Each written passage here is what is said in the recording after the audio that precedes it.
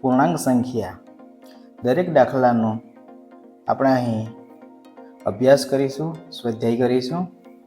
તો પ્રશ્ન 1, પૂર્ણાંક સંખ્યાઓની જોડી લખો. એટલે કે અહીં તમને સરવાળો, તફાવત અને સરવાળો. ચાલો તો અહીં આપણે શરૂઆત કરીએ. સરવાળો ઋણ 7 હોય. આ પહેલા આપણે ઉદાહરણમાં પણ તમને આપવામાં આવેલ છે એ મુજબ આપણે અહીંયા જોઈએ તો બે પૂર્ણાંક જે છે એ બે પૂર્ણાંકોનો આપણે જ્યારે સરવાળો કરીએ તો જવાબ ઋણ 7 આવવો જોઈએ. તો અહીં આપણે દર્શાવીએ પૂર્ણાંક વત્તા પૂર્ણાંક કોઈ સંખ્યા લખીશું અને એનો જવાબ ઋણ 7 હોવો જોઈએ. તો આપણે કોઈક પૂર્ણાંક સંખ્યા અહીં લખીએ, જેમ કે જવાબ આપણો ઋણ 7માં આવવો જોઈએ. તો એ પ્રમાણે અહીં લખીએ તો કોઈક સંખ્યા લખી દઉં છું ઋણ 5. બેમાંથી કોઈ પણ બે ખાલી જગ્યામાંથી કોઈ પણ એક જગ્યાએ તમે કોઈ પણ સંખ્યા લખી શકો. હું જે રીતના ઋણ 5 લખ્યા એ જરૂરી નથી. તમે 4 પણ લખી શકો, 7 પણ લખી શકો, 8 પણ લખી શકો. બરાબર. તો ચલો મેં ઋણ 5 લખ્યા છે. હવે હું ઋણ 5ની અંદર જો મારે ઋણ 7 હોય તો હું ઋણ 2 લખી શકું. સમજાય? ઋણ 5 વત્તા ઋણ 2 બરાબર ઋણ 7. આ સિવાય આપણે બીજી કોઈ સંખ્યા પણ આપણે લખી શકીએ. ધારો કે આપણે કોઈક બીજી સંખ્યા લખીએ તો હું કોઈક આશ્રય સંખ્યા લઉં છું, 3 લઈ શકું. બરાબર. હવે 3માં આપણે કેટલા ઉમેરીએ, બરાબર ને, તો મને જવાબ ઋણ 7 મળે. તો અહીં 3 છે અને જવાબ આપણો ઋણ 7માં જોઈએ તો આપણને ખબર છે કે અહીં જે સંખ્યા જે હશે એ ઋણમાં કોઈ હશે. બરાબર. એ કોઈ ઋણમાં હશે તો કઈ સંખ્યામાંથી આપણે બાદ કરીએ તો 7 આવે છે. 10માંથી 3 બાદ કરીએ તો 7 આવે છે, પરંતુ અહીંયા સંખ્યા ઋણમાં છે, ઋણ 7 છે. એટલે આપણે અહીં જે સંખ્યા લેવાની છે 10 એ ઋણ 10માં લઈ શકીએ. બરાબર.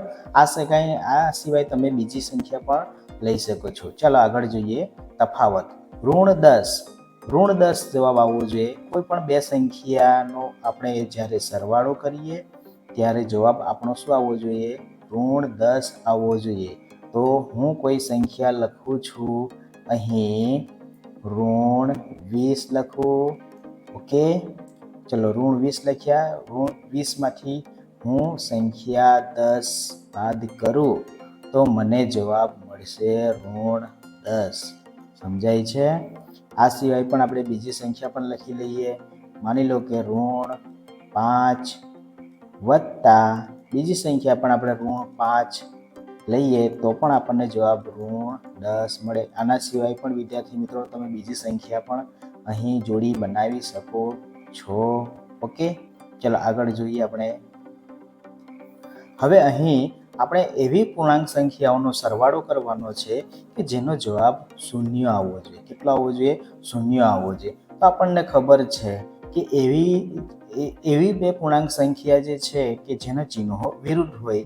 માની લો કે આપણે 1માંથી 1 બાદ કરીએ તો બધાને ખબર છે 0 છે. તો આપણે કોઈ પણ સંખ્યા લખી લઈએ. માની લો કે 2 વત્તા, કેમ કે સરવાળો કરવાનો છે ને, તો વત્તા આપણે મૂક્યા. એમાંથી કઈ સંખ્યાને બાદ કરીએ તો જવાબ 0 આવે. બરાબર. 2માંથી કઈ સંખ્યાને બાદ કરું તો મને 0 જવાબ મળવો જોઈએ. તો હું અહીંયા ઋણ 2 લખી શકું. ઓકે, ચલો એના સિવાય બીજી પણ આપણે સંખ્યા લખી શકીએ. માની લો કે અહીંયા મેં 12 લખું છું. 12માં પ્લસ એમાંથી ઋણ 12 બાદ કરીએ તો જવાબ 0 મળે છે. બરાબર. તો આ રીતે આપણે આ સંખ્યાઓની જોડી લખી. ચલો હવે આગળ જોઈએ. અહીં આપણે જોઈએ કે આગળ પ્રશ્ન 2 કે જેનો તફાવત 8 હોય. તફાવત મતલબ કે બાદબાકી આપણે કરવાની છે. તફાવતનો મતલબ બાદબાકી કરવાની જે છે. ઓકે, તો એવા ઋણ પૂર્ણાંક એવા ઋણ પૂર્ણાંકોની આપણે જોડી બનાવવાની છે. કહેવાનો મતલબ કે બે ઋણ પૂર્ણાંકોની આપણે બાદબાકી કરવાની છે. શું કરવાનું છે? બાદબાકી કરીશું. બે ઋણ પૂર્ણાંકોની આપણે બાદબાકી કરીશું. તો અહીં આપણે લખીએ કે બે પૂર્ણાંક, જેમ કે હવે અહીં ઋણ પૂર્ણાંકની વાત કરી છે એટલે આપણે ઋણ પૂર્ણાંક લખીશું. બાદબાકી કરવાની છે એટલે ઓછાનું ચિહ્ન. બે ઋણ પૂર્ણાંક છે એટલે આપણે 2. ઓકે, અને આપણને તફાવત કેટલો મળવો જોઈએ? 8 મળવો જોઈએ. બરાબર. તો આપણે એવી કઈ સંખ્યા જે છે કે જેમાંથી બાદ કરતા આપણને 8 મળે છે. હવે તમને ખબર છે, આ સમજી લઈએ કે કોઈ પણ જે સંખ્યા, માની લો કે કૌંસની અંદર ઋણનું ચિહ્ન હોય અને કૌંસની બહાર પણ ઋણનું ચિહ્ન હોય. માની લો કે ઋણ 3 જે છે કૌંસની અંદર, ઋણ 3 અને કૌંસની તરત જ પહેલા ઋણ હોય, તો આ જે સંખ્યા છે એ ધન બની જાય છે. ઓકે, ધન બની જાય છે. આ વસ્તુ સમજો. ચલો, તો આપણે કોઈ પણ એક અહીં સંખ્યા લખીએ. જેમ કે હું અહીં લખું છું 10 લખી દીધા છે. બરાબર, 10 એટલે કે ઋણ 10 છે. હવે તમને અહીં સમજાવ્યું એ પ્રમાણે તમે જોઈ શકો છો કે આ ઋણ 10 છે, એની આગળ પણ કૌંસની બહાર પણ ઋણ છે, એટલે કે આપણે તફાવત કરવાનો છે. તો આ સંખ્યા કેવી થઈ જશે? ધન 10 થઈ જાય છે. બરાબર, 10 થઈ જાય છે. હવે આ 10 થઈ જાય છે, એમાંથી આપણે 2 બાદ કરીએ એટલે કે અહીંયા હું ઋણ 2 લખું તો મને જવાબ શું મળે છે? 8 મળે. ઓકે, 8 મળે છે. ચલો, એના સિવાય પણ આપણે કોઈક બીજી સંખ્યા લખી જોઈએ. જેમ કે આપણે કૌંસ બતાવીએ. અહીંયા હું કૌંસની અંદર લખું છું કોઈક સંખ્યા, માની લો કે 4 મેં લખ્યા છે. બરાબર, અને આપણે તફાવત એટલે કે બાદબાકી કરવાની છે. તો કૌંસની અંદર હું કઈ સંખ્યા લખું કે જેથી મને જવાબ 8 મળે? બરાબર, જવાબ મને શું મળે? 8 મળે. તો 4 ક્યારે આવે? આપણે 12 સંખ્યામાંથી 4 બાદ કરીએ એટલે કે 12માંથી હું 4 બાદ કરું તો મને 8 મળે. તો અહીં મારે જે સંખ્યા બનાવવાની છે એ ધન સંખ્યા કઈ બને છે? 12 બને છે. કઈ સંખ્યા બને છે? 12 બને છે. બરાબર, તો હવે તમને સમજાઈ ગયું હશે. તો આ જે મેં ઉદાહરણ કર્યું છે એના સિવાય પણ તમે બીજી જોડી બનાવી શકો છો. ચલો નેક્સ્ટ જોઈએ. બી નંબર, કે જેનો સરવાળો હોય એવા ઋણ પૂર્ણાંક અને ધન પૂર્ણાંક લખવાના છે. અગાઉ આપણે ઋણ પૂર્ણાંકોની જોડી બનાવી. ઓકે, હવે આપણે જે બનાવવાની છે એક ઋણ પૂર્ણાંક હોવો જોઈએ અને ધન પૂર્ણાંક હોવો જોઈએ, અને બંનેનો સરવાળો કરવાનો હોય છે. અને અહીં ખાસ વિદ્યાર્થી મિત્રો, કે જેનો સરવાળો અહીં આપણે 5 કરવાનો છે. કેટલો આવવો જોઈએ? 5 હોવો જોઈએ. બરાબર, ચલો, તો જેનો સરવાળો 5 હોય એવા ઋણ પૂર્ણાંક અને ધન પૂર્ણાંક લખવાના છે. એટલે કે આપણે એક સંખ્યા ધન લખીએ અને બીજી સંખ્યા ઋણ લખીએ. ઓકે, મેં પહેલાં એક ઋણ સંખ્યા લખી છે. હવે જે સંખ્યા અહીંયા આવશે એ કઈ આવશે? ધન આવશે. બરાબર, અને બંનેનો જે સરવાળો થશે એ કેટલો થશે? 5 થશે. ઓકે, ચલો, હું કોઈક સંખ્યા અહીં લખી દઉં છું. જેમ કે અહીં મેં લખ્યા છે 15. બરાબર, તો એ 15 જે છે, હવે અહીં જે કોઈક સંખ્યા હશે એ ઋણમાં છે. તો 15માંથી હું કેટલી સંખ્યાને હું બાદ કરું તો મને 5 મળે. તો આપણને બધાને ખબર છે કે જો ધારો કે 15 હોય તો 15માંથી આપણે 10 બાદ કરીએ તો 5 મળે. ઓકે, મળે ને? બરાબર, તો આ રીતે આપણે બીજા દાખલા જોઈએ, બીજી જોડી બનાવીએ. ચલો, આપણે જેનો સરવાળો 5 હોય, એટલે કે અહીંયા 5 લખવાનું રહી ગયું છે, ધ્યાનમાં લેજો. બરાબર, તો આપણે એક ઋણ પૂર્ણાંક અને ધન પૂર્ણાંકની જોડી બનાવી. ગઈ વખતે આપણે ઋણ પૂર્ણાંક આગળ લખ્યા હતા, હવે આ વખતે ધન પૂર્ણાંકને આગળ લખીએ. બરાબર, તો ચાલો, આપણો સરવાળો કેટલો આવવો જોઈએ? 5 આવવો જોઈએ, કેમ કે સરવાળો કરવાનો છે. ઓકે, ચલો, તો અહીં કોઈક સંખ્યા હું લખું છું. માની લો કે 50 મેં લખ્યા છે. ઓકે, 50 લખ્યા, સરવાળો કરવાનો છે એટલે વત્તાનું ચિહ્ન, સરવાળાનું ચિહ્ન. હવે 50માંથી હું કેટલી સંખ્યાને બાદ કરું તો મને જવાબ 5 મળવો જોઈએ. કેટલો મળવો જોઈએ? 5 મળવો જોઈએ. તો હું 50માંથી 45 બાદ કરું. હવે 45ને બાદ કરવાના છે એટલે 45 અહીંયા લખાય નહીં, પરંતુ -45 લખાશે. બરાબર? એટલે અહીં આપણે -45 અહીંયા લખીશું, -45, પણ આમ નહીં લખવાનું, એને કાઉન્સની અંદર દર્શાવવાનું. ઓકે, -45.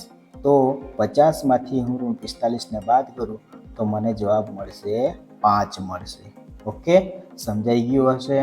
ચલો, હવે આપણે આગળ જોઈએ. જેનો તફાવત -3, વિદ્યાર્થી મિત્રો અહીં -3 આવશે. જેનો તફાવત -3 હોય એવા ઋણ પૂર્ણાંક અને ધન પૂર્ણાંકની જોડી બનાવવાની છે. એટલે કે અહીં જે દાખલો હતો એમાં 5 જવાબ આવ્યો હતો, એવી રીતે અહીં કેટલો આવવો જોઈએ? -3 આવવો જોઈએ. આની અંદર -3 આવવો જોઈએ. જેનો તફાવત -3 હોય એવા ઋણ પૂર્ણાંક અને ધન પૂર્ણાંક લખવાના છે. તો ચાલો આપણે કોઈ પણ એક સંખ્યા ધન પૂર્ણાંક લખી દઈએ. માની લો કે મેં જે સંખ્યા લખી છે ધન પૂર્ણાંક 7 લખી છે. ઓકે, 7 લખી છે. હવે અહીં તફાવતની વાત કરી છે. તફાવત એટલે આપણે બાદબાકી કરવાની. તફાવત એટલે બાદબાકી કરવાની. તો હું એવી કઈ સંખ્યાને બાદ કરું? 7ને બાદ કરું. કઈ સંખ્યામાંથી 7ને બાદ કરું તો મને 3 જવાબ મળે? સમજાય? એવી કઈ સંખ્યામાંથી હું 7ને બાદ કરું? કારણ કે આ 7ને બાદ કરવાના છે ને. ઓકે, તો મને જવાબ 3 મળે. માની લો કે 10માંથી હું 7 બાદ કરું તો મને જવાબ 3 મળે. ઓકે, પરંતુ અહીં -3 મળવા જોઈએ.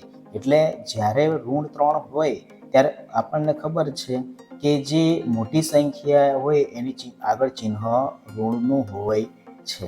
ઓકે, તો અહીં 10 આપણે લખીએ અને એની આગળ ઋણનું ચિહ્ન, એટલે કે 10માંથી 7 બાદ કરો તો જવાબ -3 મળે છે.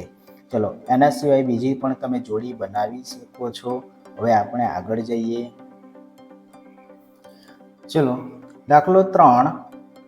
ક્વિઝના 3 ક્રમિક રાઉન્ડ પછી ટીમ એના ગુણ -40 એટલે કે -40, 10 અને 0 છે, અને ટીમ બીના ગુણ 10, 0 અને -40 છે. તો કઈ ટીમના ગુણ વધુ છે? શું આપણે કહી શકીએ કે પૂર્ણાંક સંખ્યાઓને કોઈ પણ ક્રમમાં ઉમેરી શકીએ?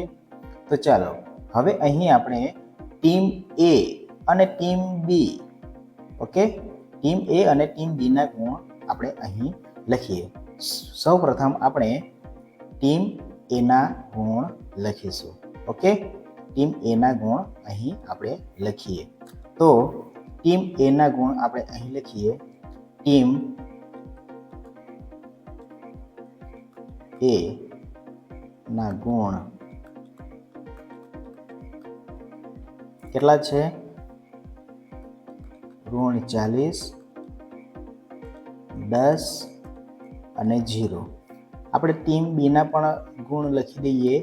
ટીમ બીના ગુણ કેટલા છે? 10, 0 અને -40. ઓકે, ચલો, હવે અહીં આપણે ટીમ એના ગુણના કુલ ટોટલ કરીએ તો ટીમ એના કુલ ગુણ એટલે કે આપણે ટોટલ કરીશું. જેમ કે -40 વત્તા ટોટલ કરવાના છે એટલે સરવાળો કરવો પડે. બરાબર? 0. તો અહીં આપણે લખીએ, ચલો સરવાળો કરીએ તો -40 બરાબર, -40 વત્તા આ 10, 10 વત્તા 0 એટલે 10 આવશે. ચલો આનો જવાબ જોઈએ તો -40 વત્તા 10, મોટી સંખ્યા 40 છે, 40માંથી એની આગળ ઋણ ચિહ્ન છે એટલે જવાબ આપણો ઋણમાં આવશે. તો 40માંથી 10 બાદ કરીએ એટલે જવાબ આવશે અહીંયા -30. તો ટીમ એ ના ગુણ છે -30. ચલો ટીમ બી ના ગુણ આપણે જોઈએ, જે ટીમ બી છે એ ટીમ બી ના કુલ ગુણની આપણે વાત કરીએ તો આ જે 3 રાઉન્ડમાં એમને જે ગુણ મળ્યા છે એનું ટોટલ કરીશું 10 વત્તા 0 વત્તા -40. ઓકે, ચલો તો અહીં આપણે એ બીના કુલ ટોટલ કરી નાખીએ. 10 છે, 0 વત્તા -40 એટલે -40 અને 10 -40, 40માંથી 10 બાદ કરું તો જવાબ અહીંયા ઋણમાં આવશે, કેમ કે મોટી સંખ્યા 40 છે અને એની આગળ ઋણનું ચિહ્ન છે, જેથી કરીને જવાબ આપણો ઋણમાં આવશે. ઓકે, તો અહીં તમે જોઈ શકો છો કે જે બંને ટીમ જે છે અહીં આપણે અહીં લખી દઈએ, અહીં બંને ટીમના કુલ ગુણ સરખા છે. ઓકે, તો અહીં બંને ટીમના કુલ ગુણ સરખા છે. ઓકે, ચલો નેક્સ્ટ આગળ જોઈએ. હા, અહીં જે આપણે એક પ્રશ્ન છે કે આપણે કહી શકીએ કે પૂર્ણાંક સંખ્યાઓને કોઈ પણ ક્રમમાં ઉમેરી શકીએ. તો હા, પૂર્ણાંક સંખ્યાને આપણે કોઈ પણ ક્રમમાં ઉમેરી શકીએ છીએ, કારણ કે પૂર્ણાંક સંખ્યાઓ સરવાળા માટે સમક્રમી છે. બરાબર, તો આપણે પૂર્ણાંક સંખ્યાઓને કોઈ પણ ક્રમમાં ઉમેરી શકીએ છીએ એટલે જવાબ આવશે હા. એનું કારણ જોઈએ તો પૂર્ણાંક સંખ્યાઓ જે છે એ સરવાળા માટે કેવા હોય છે?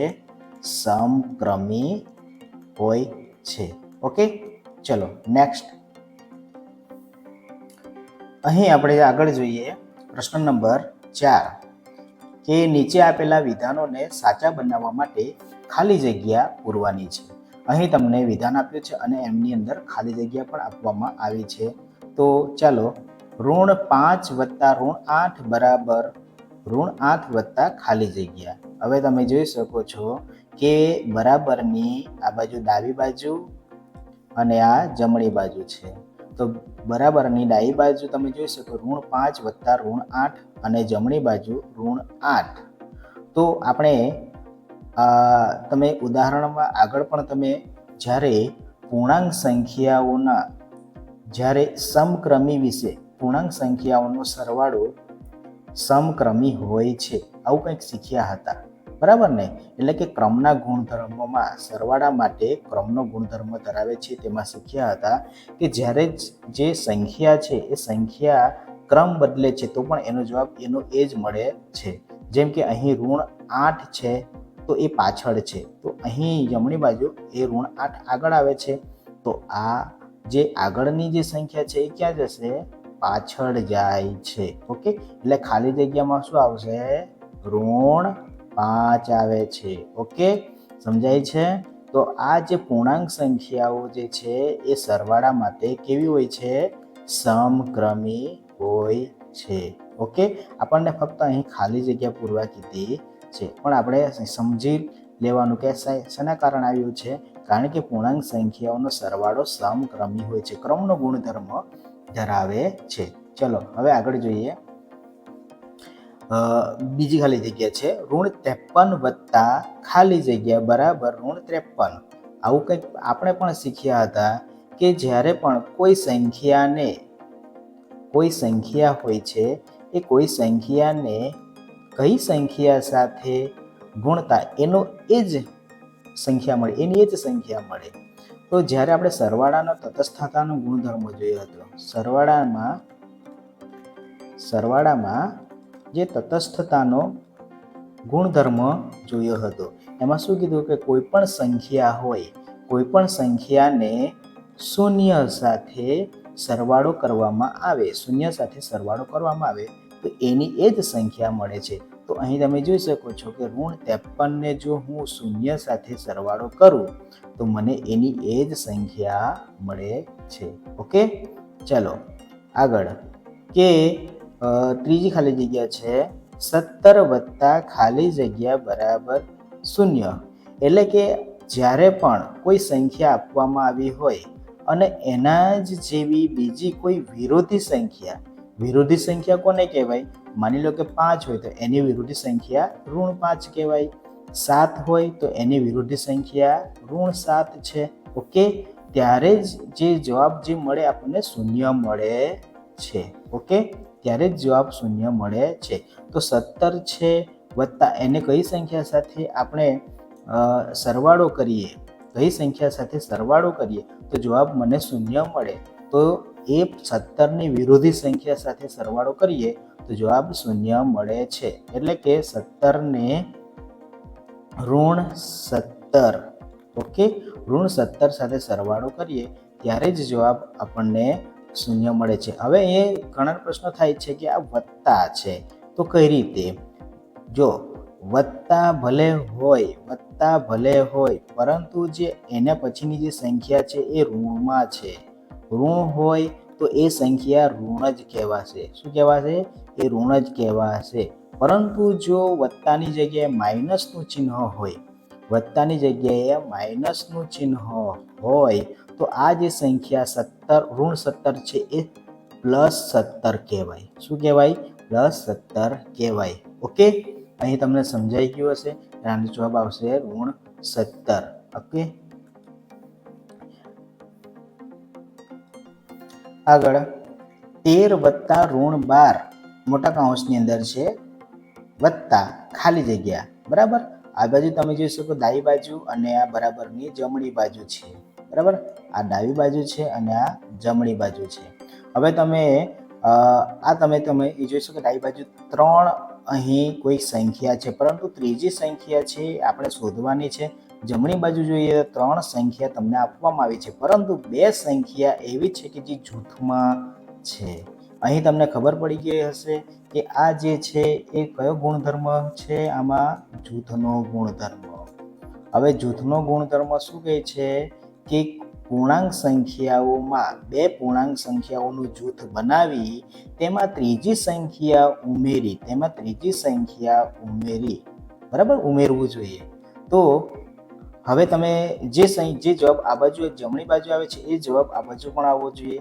બરાબર, આપણે અહીં જવાબ મેળવવાનો નથી પરંતુ અહીં ખાલી જગ્યા પૂરવાની છે. તમે જોઈ શકો. ચલો આપણે જોઈએ અહીંયા કે 13 જે છે અહીંયા છે. ઓકે, 13 છે. પછી ઋણ 12 છે. ઓકે, ઋણ 12 પણ છે. કઈ સંખ્યા નથી? ઋણ 7. તો અહીં આપણે જવાબ શું આવશે? ઋણ 7. ઓકે, અહીં જે જવાબ જે આવે છે કેટલો આવશે? ઋણ 7 આવશે. એટલે અહીં જવાબ શું આવે? ઋણ 7 આવે છે. આ આપણે જૂથનો ગુણધર્મ કહેવાય છે. ઓકે, ચલો આગળ નેક્સ્ટ જોઈએ.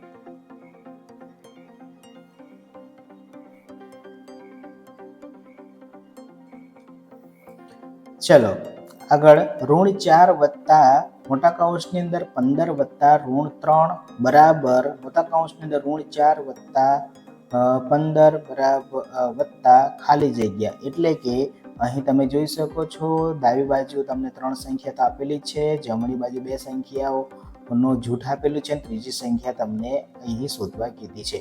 સેમ ટુ સેમ આ ચોથી ખાલી જગ્યા છે એના જેવું જ છે, એ જ ગુણધર્મો ધરાવે છે, કોઈ ચેન્જીસ નથી.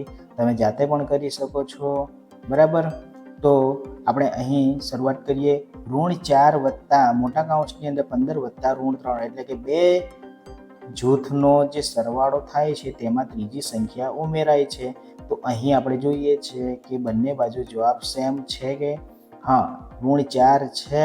ઓકે, -4 છે. બરાબર.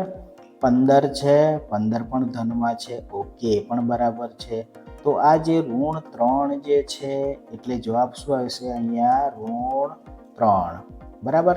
તો આને આપણે કહી શકીએ કે જે પૂર્ણાંક સંખ્યાઓ છે એ પૂર્ણાંક સંખ્યાઓ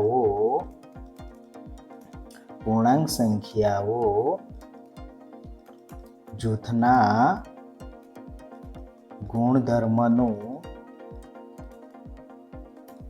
પાલન કરે છે. ઓકે, જૂથના ગુણધર્મનું પાલન કરે છે. તો આપણે અહીં ફક્ત ખાલી જગ્યા પૂરવાની હતી, પરંતુ તમને કારણ સહિત પૂછે તો આપણે આ પ્રમાણે પણ લખી શકીએ. બરાબર, આ પ્રમાણે પણ લખી શકીએ છીએ. ઓકે, તો આ પ્રમાણે તમારે આ સ્વાધ્યાય પૂરું કરવાનું જે છે. હવે પછી આપણે મળીશું આવતા જે નવું સ્વાધ્યાય છે, સ્વાધ્યાય 1.2 માં. ઓકે, ચલો.